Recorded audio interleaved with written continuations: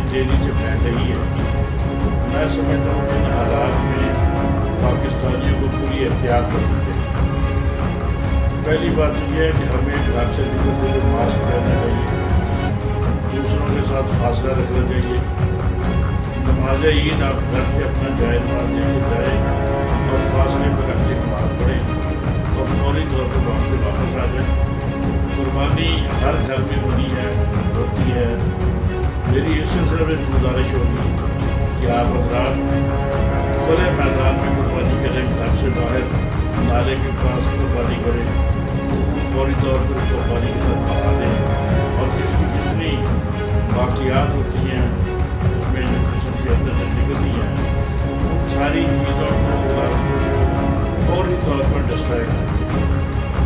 Municipal corporation کی گاڑی ہیں، ان کی جگہ پہ بنائے ہوئے مین روڈ آپ ان کو استعمال کریں، جہاں انہوں نے رکھے ہوئے گندگی ڈالنے کے لیے رکھی ہوئی جگہ ان میں رکھیں، لیکن سڑکوں کے اوپر، سڑکوں کے درمیان میں، سائڈ پہ کسی جگہ پر جو آپ پھینکیں گے تو تھوڑے عرصے کے بعد بدبو پھیلے گی، آپ دیکھیں گے کہ فضا کس طرح آلودہ ہو جاتی ہے۔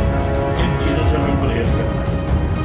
دوسری گزارش میری یہ ہے کہ عید کو اس لحاظ سے منائیں کہ ہمارے ارد گرد جتنے لوگ جو قربانی نہیں کر رہے یہ گوشت ان کو بھی پہنچے۔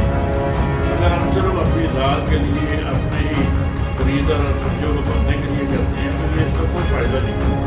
اللہ کو آپ کے جانور کی قربانی نہیں مقصود، اللہ کو قربانی اس لحاظ سے مقصود ہے کہ آپ نے جو خرچہ کیا ہے، جو اللہ کی راہ میں قربانی دے رہی ہے، کیا آپ اس کو غریبوں میں بھی بانٹتے ہیں، جو مستحق رشتہ دار ہیں ان کو بھی دیتے ہیں۔ قربانی کے 3 حصے ہیں، ایک حصہ آپ کھائیں، اپنے بچوں کو کھلائیں، دوسرا حصہ رشتہ داروں کے لیے جو مستحق ہیں ان میں تقسیم کریں، تیسرا حصہ غریب لوگوں کے لیے۔ یہ فرض ہمیں ہر صورت پورا کرنا ہے۔ اگر آپ اپنے گھر کا گوشت بھی تھوڑا کم رکھیں، غریبوں میں بانٹ دیں گے تو آپ شام کو اتنا سکون محسوس کریں گے کہ آپ کی نیند میں بھی آپ کو خوشی محسوس ہوگی۔ اللہ تعالیٰ ہمیں اس پر عمل کرنے کی توفیق عطا فرمائے۔ میں آخر میں پھر ایک بار آپ پورے پاکستان کے لوگوں کو یہ بات کہنا چاہتا ہوں کہ میرے بھائیوں، اس کورونا کی وبا سے بچو۔ آپ فوری طور پر ضروری ویکسین نہیں لگوائیں، اب ویکسین ہمیں میسر ہے، آپ ویکسین فوری طور پر لگوائیں۔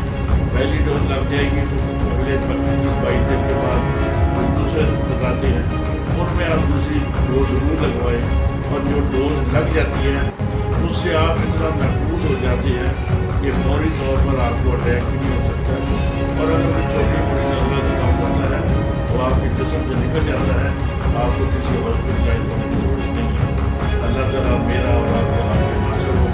میری طرف سے